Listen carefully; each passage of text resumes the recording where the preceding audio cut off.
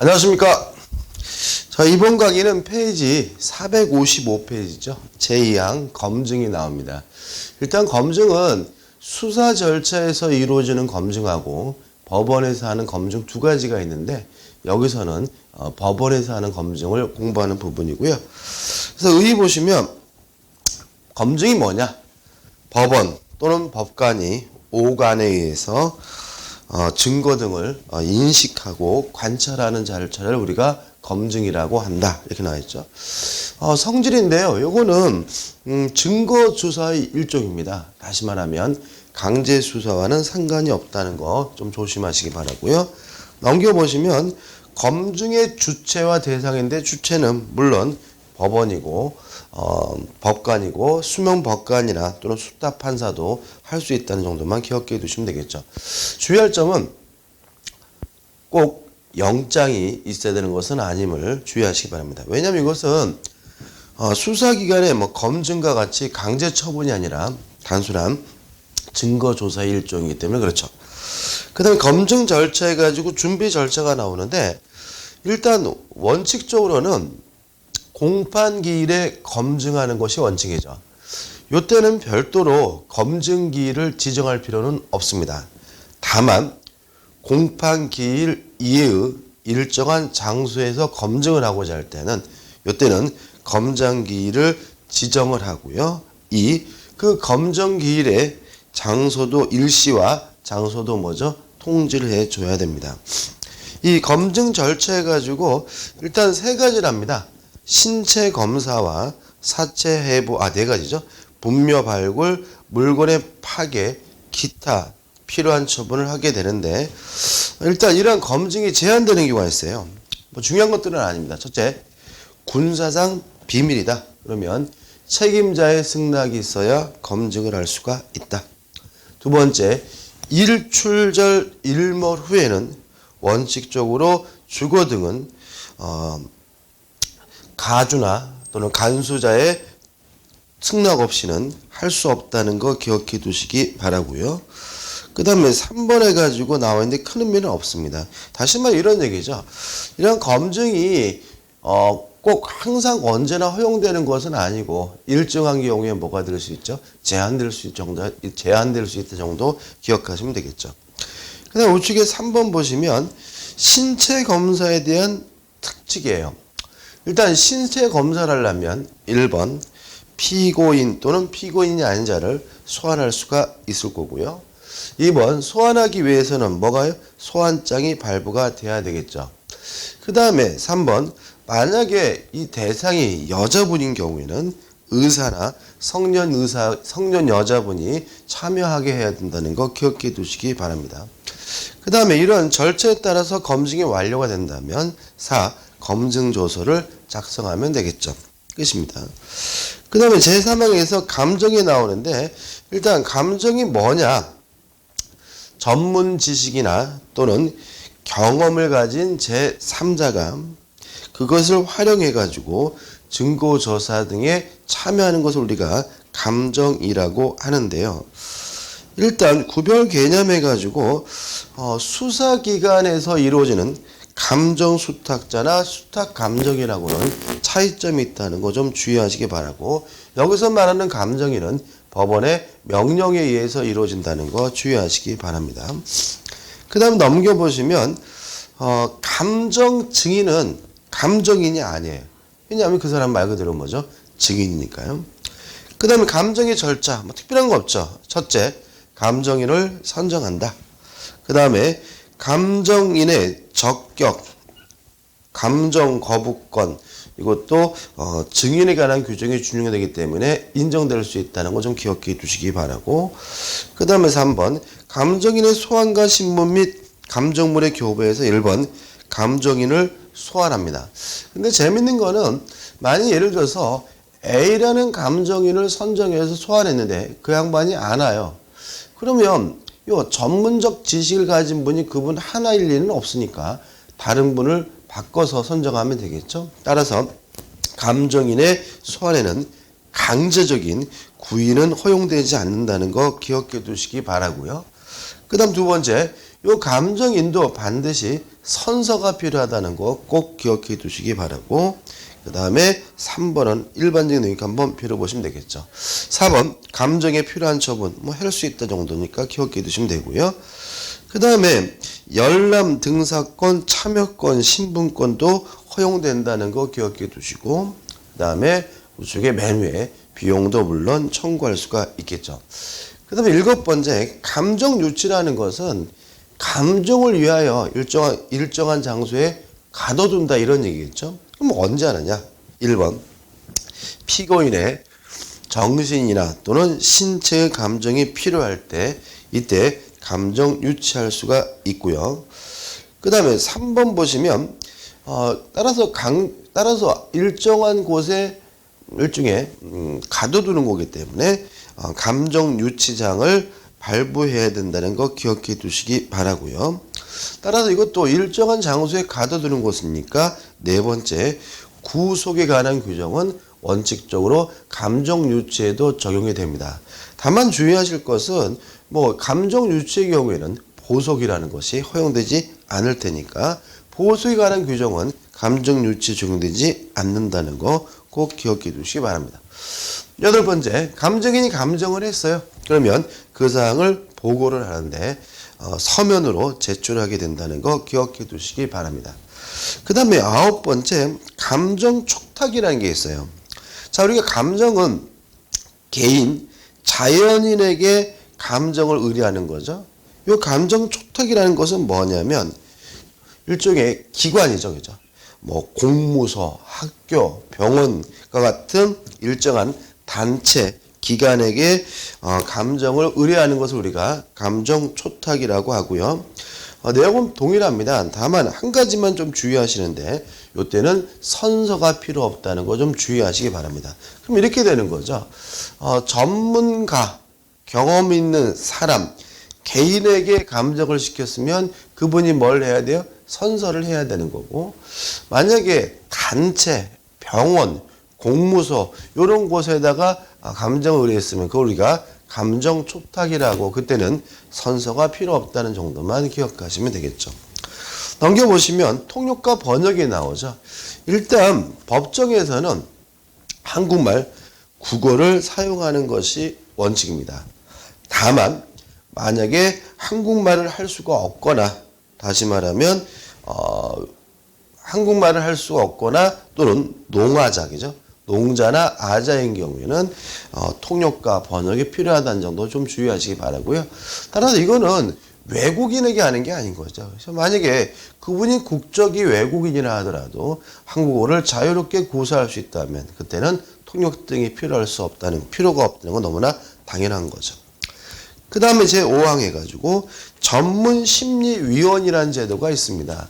자, 이건 어떤 문제냐면 최근에는 범죄가 굉장히 전문화되죠. 그죠? 고도화되죠. 그래서 어떤 일정한 범죄의 경우는 그 분야의 전문가가 아니라면 그것이 범죄인지 아닌지조차 판단할 수가 없는 경우가 있기 때문에 그런 전문적 지식이 필요한 사건에 대해서 따로 운영하고 있는 제도가 뭐죠? 전문심리위원 제도가 되는 거죠. 일단 2번 해가지고 지선과 취소해서 일단 각 사건마다 그죠? 1인 이상의 전문심리위원을 지정한다는 거 기억해 두시면 되고요. 우측에 메뉴에 주시면 이러한 지정에 대해서 이의제기가 가능하다 정도만 기억해 두시면 되겠죠. 그 다음 3번 전문심리위원회 참여인데 이게 조심할 것은 뭐냐면 이분이 꼭 반드시 참여하는 것은 아니라는 거죠. 법원이 필요한 경우에는 직권으로 아니면 신청에 의해서 공판 준비 및 공판 기일 등 모든 소송 절차에 참여하게 할 수 있습니다. 그죠? 참여해야 되는 것이 아니라 어떻게 해요? 참여할 수도 있다는 정도만 기억해 두시면 되겠죠. 그 다음에 하단에 4.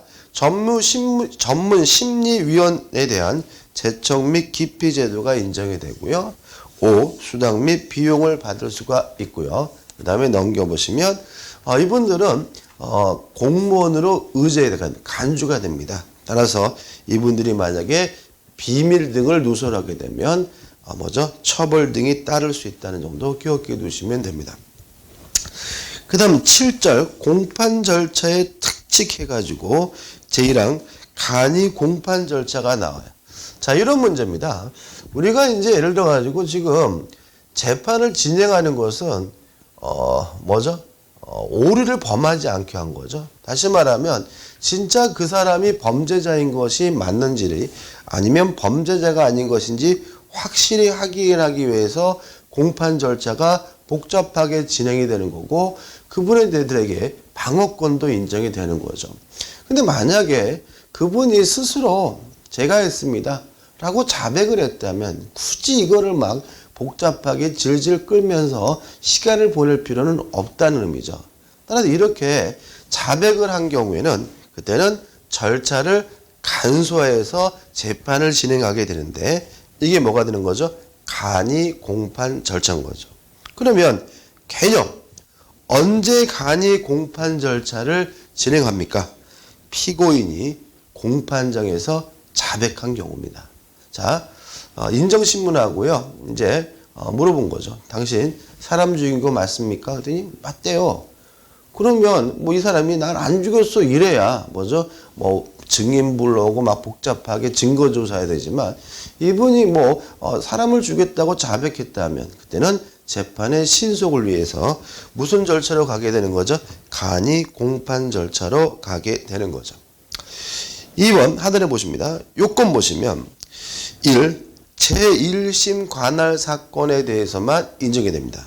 다시 말하면 2심 법원이나 3심 법원의 경우는 간이 공판 절차가 인정되지 않아요. 또 하나 주의하실 것은 과거에는 단독 판사의 경우에만 간이 공판 절차를 인정해 줬는데 이번에 최근이죠. 최근에 개정을 통해 가지고 최근은 아니네 그죠? 개정을 통해 가지고 합의부인 경우에도 피고가 자백을 한다면 간이 공판 절차로 갈 수 있음을 주의하시기 바랍니다. 따라서 이런 식의 질문이 나오는 거죠. 간이 공판 절차는 단독 판사의 경우에만 인정된다. X. 단독 판사든 합의부 사건이든 간이 공판 절차가 인정될 수 있음을 주의하시기 바라고 물론 우측에 메뉴에 보시면 입법론적으로 충분히 비판은 있을 수가 있겠죠. 근데 2번 피고인의 공판정에서의 자백인데 1번 자백의 주체 피고인의 하나입니다. 그죠? 다시 말하면 피고인이 자백했어야 뭐로 가는 거죠? 간이 공판 절차에 넘어가고요. 2번 공소 사실에 대하여 자백한 경우의 하나입니다.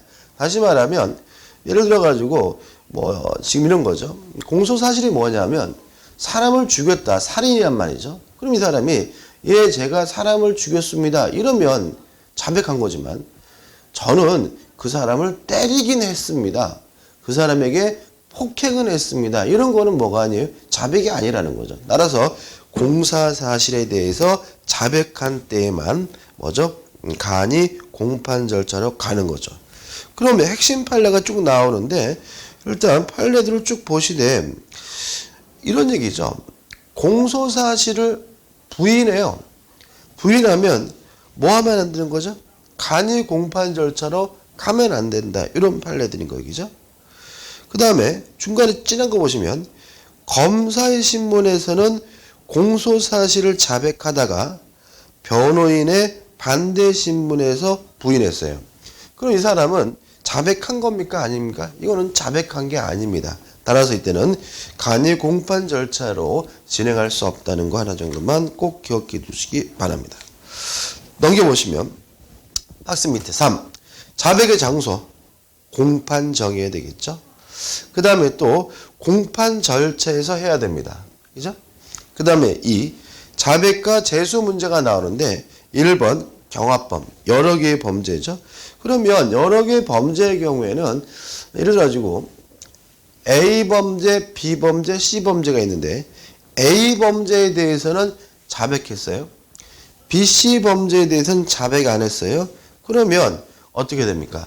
요 A 범죄에 대해 자백한 범죄에 대해서만 간이 공판 절차로 가면 되는데 문제는 2번 상상적 경합. 다시 말해 이건 뭐죠? 한 개 행위로 여러 개의 범죄를 정한 경우, 그 다음에 또 예비적 택일적으로 기재된 공소사실의 일부에 대해서 자백한 경우죠. 그리고 이런 것들은 행위가 하나인 거잖아요. 그러니까 우리가 경합범 같은 경우에는 여러 개의 행위로 여러 개의 범죄를 저지른 거니까 별개의 범죄니까 일부에 대해서 자백하면 일부만 뭐 할 수 있는 거예요? 간이 공판 절차로 갈 수 있는 거죠. 근데 상상적 경합이나 예비적 택일적인 것은 결국 뭐예요? 그 사람의 행위는 한 가지인 거죠. 그래서 이 부분의 경우에는 일부에 대한 자백이 있다 하더라도 그 일부만 따로 띄어서 간이 공판 절차를 개시할 수는 없고요. 일부에 대한 자백이 있더라도 전체에 대해서 전부에 대한 정식적인 공판 절차가 진행되어야 됨을 주의하시기 바랍니다. 5번 자백의 신비성 있어야 되겠죠, 그죠? 따라서 만약에 자백의 신비성이 없다라고 인정된다면 이때는 간이 공판 절차를 취소해야 되겠죠. 그다음 3번 간이 공판 절차의 개시 결정인데 우측에 1 결정의 성질 해가지고 나와 있는데 일단 이건 어떤 문제냐면 반드시 간이 공판 절차로 가야 되느냐 의무냐 재량이냐 문제인 거예요. 그죠? 자, 실제로 이런 건 거죠. 정식 공판 절차가 좋아요. 근데 빨리 하려고 뭐요? 간이 공판 절차를 하는 거잖아요. 그러면 자백했더라도 법원이 판단했을 때 정식 공판 절차가 피고의 보호에 도움이 된다라고 판단된다면 그때는 정식 공판 절차도 갈 수도 있고 간이 공판 절차를 갈 수도 있고 어떻게요? 선택할 수가 있는 거죠. 따라서 우리 법조문에 나와 있는 것처럼 결정할 수 있다라고 나와 있어요. 그죠? 그럼 이게 어떻게 나옵니까? 피고가 자백한 경우에는 간이 공판 절차로 반드시 가야 한다. X. 법원은 간이 공판 절차로 심판할 것을 결정하여야 한다. X. 결정할 수도 있고 안 할 수 있는 재량적 입장이라는 거 좀 잊지 마시기 바랍니다. 그 다음에 2번 결정의 방법 특별한 건 없고요. 취지를 설명하면 되고요. 그 다음에 3번 결정의 효력은 자백을 한 피고인에게만 미칩니다. 예를 들어 가지고 세 사람이 공범이에요. 근데 한 사람은 어떻게 해요? 자백을 했고 두 사람은 자백을 안 했어요. 그럼 결과적으로 어떻게 되는 겁니까? 자백을 한 한 사람에 대해서만 간이 공판 절차로 진행하게 됨을 주의하시기 바랍니다. 4번 불복 방법인데 항고할 수는 없고요. 나중에 재심, 다시 말하면 2심 절차에서 항소의 이유가 될 수는 있습니다. 4번 간이 공판 절차를 특칙해가지고 자 그러면 간이 공판 절차가 재판의 신속을 위해서 절차를 간소화하는 건데 그게 뭐냐? 1번 증거 능력 제한의 완화에서 1번 증거 동의 의제를 나왔습니다. 교재 보시면 전문 법칙이란 말이 나옵니다. 이 전문 법칙이란 말은 뭐냐면 직접 본 것이 아니라 통해서 들은 거. 예를 들어 가지고 내가 이 사람이 사람을 죽이는 거 봤습니다. 이건 직접 본 거죠. 그죠? 그게 아니라 누가 사람을 죽이는 걸 봤다고 들었습니다. 이게 통해서 들은 것에 대해서는 증거 능력을 제한하는 게 뭐예요? 전문 법칙인데 만약에 간이 공판 절차로 진행이 되면 전문 법칙이 배제가 됩니다. 따라서 전문 증거에 대해서 증거 능력이 인정이 되고요. 전문 증거에 대해서도 동의가 있는 것으로 간주되게 됨을 주의하시기 바랍니다. 주의하실 것은 2번 증거 능력 제한의 완화에서 이러한 증거 능력이 완화되고 절차가 간소되는 것은 전문 법칙의 하나입니다. 따라서 이외에 전문 법칙이 아닌 다른 증거에 대해서는 간이 공판 절차에서도 배제되지 않고요. 똑같은 절차에 따라야 된다는 거 기억해 두시기 바라고요. 따라서 자백을 했는데 전혀 아무런 증거가 없다면 그 사람은 유죄로 판단할 수 없음을 주의하시기 바랍니다. 전에 제가 기억이 나는 게 어떤 게 있었냐면은 그 살인마 이름이 기억이 안 나네요, 그죠? 그러니까 여자분들을 되게 많이 죽였단 말이죠. 근데 이 인간이 어떤 여자를 죽여가지고 어디에 묻었다라고 자백을 했어요. 근데 가보니까 그 묻어놨다는 곳이 골프 연습장으로 바뀌어가지고 그 사실을 입증하기 위해서 포크레인 동원해서 땅을 다 파헤쳤단 말이죠. 그런데도 시신을 발견할 수가 없어요. 그러면 그 경우에는 자백만 있고 그 사람의 유죄를 인정할 수 있는 보강 증거가 전혀 없는 상태이기 때문에 그 사건에 대해서만은 무죄 판결을 내리게 되는 것이죠. 아무튼 자백만으로는 처벌할 수 없다는 거 주의하시기 바랍니다. 아무리 간이 공판 절차라 하더라도요. 그 다음 넘겨보시면 2번 증거조사 방식에 특칙해가지고 증거조사 방법을 간편하게 할 수 있도록 하고 있습니다. 다시 말하면 간이 공판 절차의 경우는 정식적인 증거조사 방식은 필요가 없고요. 여러 가지 절차를 뭐 할 수 있어요? 생략할 수 있어요. 그죠? 간소화할 수 있다는 얘기죠. 그렇지만 조심할 것은 뭐냐면 증거조사 그 자체를 생략한다는 의미는 아닌 거죠. 다시 말하면 간이 공판 절차에서는 증거조사를 하긴 하는데 어떻게 해요? 간소하게, 편하게, 간단하게 할 수 있다는 정도 기억해 두시고 2번에 가지고 그 내용이 나와 있는데 굳이 이것을 외울 필요는 없습니다. 그 다음 3번 공판 절차에 관한 규정에 적용해 가지고 그럼 결국은 어떻게 해요? 두 가지인 거잖아요. 그죠? 전문 법칙에 대해서 전문 증언에 대해서 뭘 인정해요? 증거 능력을 인정하고 그 다음에 증거조사 방식을 어떻게 해요? 간소하고 두 가지만 어떻게 해요? 간이로 간소하게 하는 거고 나머지 경우에는 일반적인 정식 공판 절차와 같이 그대로 진행해야 됨을 주의하시기 바랍니다. 그 다음 4번 항소심에서의 효력이에요. 일단 항소심은 간이 공판 절차라는 게 없습니다. 그죠? 항상 어떻게 해요? 정식 공판 절차해야 되는데 문제는 뭐냐면 1심 법원에서 한 이 간이 공판 절차에서 이루어진 그 증거에 대해서 항소법원이 증거 능력을 그대로 인정할 수가 있느냐? 어떻게? 있는 거죠. 그죠? 근데 문제가 되는 건 뭐냐면 1심에서는 제가 죽였습니다라고 자백을 해가지고 간이 공판 절차가 진행이 됐는데 이놈이 2심 법원에 와가지고는 항소심에서는 저는 안 죽였습니다. 이렇게 부인을 했을 때 1심에서 이루어진 모든 절차가 다 어떻게 해요? 싹 부적용이 되느냐? 요 문제에 대해서 우리 판례는 아니라는 것이 이 판례의 입장입니다. 규제 한번 읽어보는데 밑에서부터 5번째 줄 보시면 가사, 가사란 뭐죠? 가사, 가정을 해본다는 거죠, 그죠? 가사, 항소심에 이르러 범행을 부인하였다 하더라도 1심 법원에서 증거를 할 수 있었던 증거는 항소법원에서도 증거를 할 수 있는 것이므로 제1심 법원에서 이미 증거 능력이 있었던 증거는 항소심에서도 증거 능력이 그대로 유지되어 심판의 기초가 될 수 있고 다시 증거 조사할 필요가 없다는 것이 우리 판례 입장인 거죠. 그럼 이렇게 되는 거죠. 1심 절차가 간이 공판 절차로 이루어졌더라도 그 증거의 증거 능력은 항소심에서 그대로 뭐가 돼요? 유지가 되고 설사 만약 항소심에서 자백을 부정한다 하더라도 그 증거 능력은 계속 유지가 된다는 거 위에서 기억해 두시면 되겠죠. 우측에 간이 공판 절차의 취소입니다. 취소 사유가 일단 두 가지입니다. 첫째, 자백이 신빙성이 없다고 판단돼요. 지가 죽였다라고 얘기를 하는데 이거 아닌 것 같아. 지가 뒤집어 쓰려고 일부러 그러는 것 같아. 그 다음에 두 번째, 간이 공판 절차로 심판하는 것이 현저히 부당하다고 인정될 때는 간이 공판 절차를 뭐 할 수 있죠? 취소할 수 있는 거죠.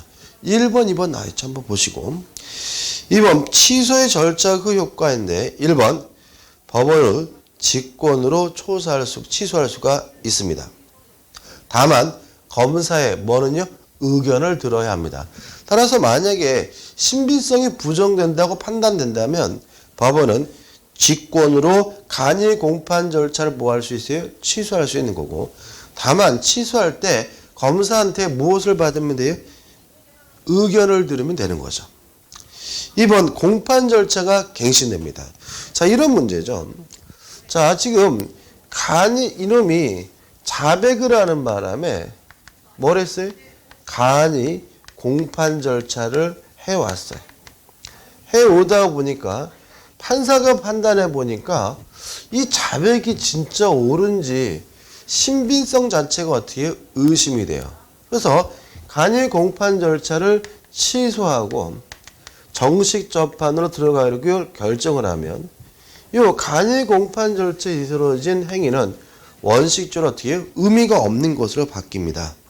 따라서 다시 뭐가 돼요? 갱신이 돼요. 그 말은 뭐냐면 원칙적으로 증거조사 절차 등을 다시 또 한 번 다시 해야 되게 됨을 주의하시기 바랍니다. 이해되시죠? 왜냐하면 그동안의 절차가 뭐죠? 문제가 있었다는 얘기인 거죠. 그 다음 넘겨보시면 이제 제2항 해가지고 공판 절차의 정지와 뭐가 나오죠? 갱시가 나와요. 자, 이건 뭐냐면 정지가 나와요. 그죠? 이건 뭡니까? 공판 절차를 멈추겠다는 거죠. 재판을 뭐죠? 정지한다는 거잖아요. 그죠? 멈추는 거예요. 그러면 언제 공판 절차를 지속하지 않고 멈추느냐? 2번 보시면 공판 절차 정지사유 가지고 1. 피고인의 심실상실, 다시 말하면 의사 능력이 없어지거나 또는 피고인의 질병, 요 두 가지 경우에는 공판 절차를 뭐 하게 됩니까? 정지하게 됩니다. 뭐 예를 들어가 그죠? 예를 들 필요는 없겠죠. 그다음에 2번 공소장이 변경이 되면 공판 절차를 어떻게 해요? 정지합니다. 자, 이런 얘기입니다. 그러니까 재판이 쭉 진행이 됐어요. 진행이 됐는데 거의 이제 뭐 무죄를 판결될 분위기란 말이죠. 근데 갑자기 막판에 공소장을 변경을 해버리면 요 피고 측에서는 요 변경한 내용에 대해서 뭐 할 준비가 안 돼 있는 거죠? 방어할 준비가 안 돼 있는 거죠. 이런 상태에서 계속 진행이 되면 방어권이 실질적으로 뭐 되지 않아요? 보장되지 않는다는 거죠. 따라서 공소자에 변경이 있으면 공판 절차를 뭐 하게 됩니까? 정지하게 됩니다. 그 다음에 3번에 1번 기피 신청. 판사에 대한 기피 신청이 있으면 공판 절차를 뭐 하게 돼요? 정지하고, 그 다음에 2번 토지 관할 등에 대한 관할에 관한 신청이 있으면 공판 절차를 뭐죠? 정지하게 됩니다. 우측에 3번 1심 판결이든 2심 판결이든 이미 확정된 판결에 대해서 재심 청구가 있었다면 그 경합된 범위 내에서는 공판 절차를 뭐합니까? 정지합니다. 4번 위헌 심판이 법률 심판이 제청이 되면 공판 절차를 뭐죠? 정지합니다. 위헌 법률 심판이라는 건 이런 거죠. 예를 들어 가지고 뭐 간통죄로 기소가 됐어요. 그래서 간통죄로 기소가 돼가지고 지금 어떻게 해요? 공판이 재판 진행 중인데 요 간통죄를 처벌하는 것은 위헌이다라는 피고의 신청이 있었고 그 신청에 따라서 그 법원이 헌법재판소에다가 간통죄가 위헌인지 아닌지를 판단해 주십시오 라고 심판에 뭐죠? 제청이 있었다면 재판부 입장에서는 이 헌법재판소가 간통죄가 위헌인지 아닌지를 결정해 줄 때까지 재판을 뭐 하면 안 되는 거죠? 진행하면 안 되겠죠. 그래서 이때도 뭐가 되는 거죠? 공판 절차가 뭐가 되는 거죠? 정지가 되는 거죠. 자, 여기까지 사유입니다. 그죠? 한번 볼게요. 다시 한번. 첫째, 피고인이 심신이 상실됐다. 또는 질병이 걸렸다. 그죠? 두 번째, 검사의 공소장 변경이 있었다. 세 번째, 기피 신청. 네 번째, 관할에 관한 신청. 5번째 재심 청구, 6번째 위헌법률 심판에 대한 제청이 있으면 공판 절차를 뭐하게 됩니까? 정지하게 됨을 주의하시기 바랍니다. 3번 우측에 3번 절차가 나오죠. 일단 법원이 직권으로 결정하고요. 공소장 변경의 경우에는 왜 공판 절차를 변경하냐면 방어권을 보장하기 위한 거죠. 그래서 만약에 피고 측에서 나 충분히 방어할 수 있다라고 한다면 굳이 공판 절차를 정지할 필요는 없는 거기 때문에 공소자 변경의 경우만은 법원의 직권뿐만 아니라 피고인 또는 변호인의 청구에 의해서도 공판 절차를 정지할 수 있도록 하고 있음을 주의하시기 바랍니다. 효과, 더 이상 공판 절차를 뭐 할 수 없어요? 진행할 수가 없겠죠. 그 다음 2번 공판 절차의 갱신은 잠깐 말씀드렸다시피 처음으로 무효가 되는 거기 때문에 그동안 진행됐던 공판 절차는 다 어떻게 해요? 무시하고 새롭게 다시 시작해야 되는 거, 다시 해야 되는 걸 우리가 공판 절차의 갱신이라고 합니다. 그러면 공판 절차의 갱신은 언제 하느냐? 하단에 보시면 첫째, 판사가 경질됐어요. 판사가 다른 사람 바뀌었으면 공판 절차를 갱신하게 되고요. 두 번째, 넘기셔서 맨 위죠. 아까 했던 것처럼 간이 공판 절차가 취소가 됐어요. 그러면 어떻게 해요? 공판 절차를 뭐하게 돼요? 갱신하게 되고.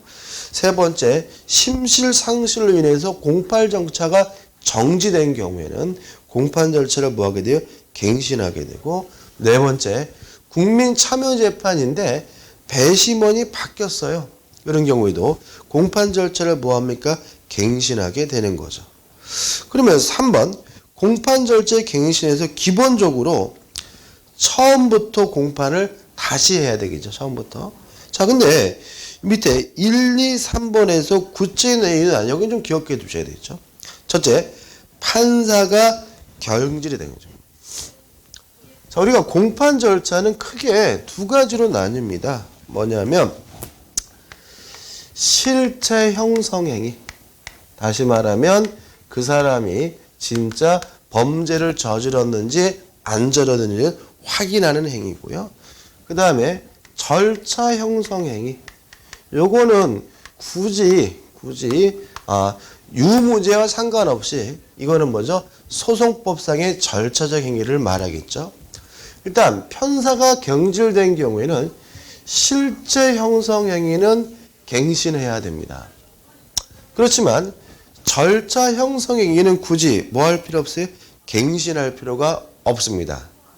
왜냐하면 판사가 바뀌었다는 말은 이 사람은 지금 이게 어떻게 진행됐는지를 모르기 때문에 어떻게 해요? 실제 형성 행위를 갱신해 주는 거잖아요. 그렇지만 절차적인 것은 뭐죠? 굳이 갱신할 필요가 없는 거죠. 그 다음 2번, 간이 공판 절차가 취소가 됐습니다. 아까 말씀드렸다시피 왜 간이 공판 절차를 취소하나요? 자백의 신빙성이 없는 것을 판단돼서죠. 그럼 이때는 실제 형성행위뿐만 아니라 뭐까지요?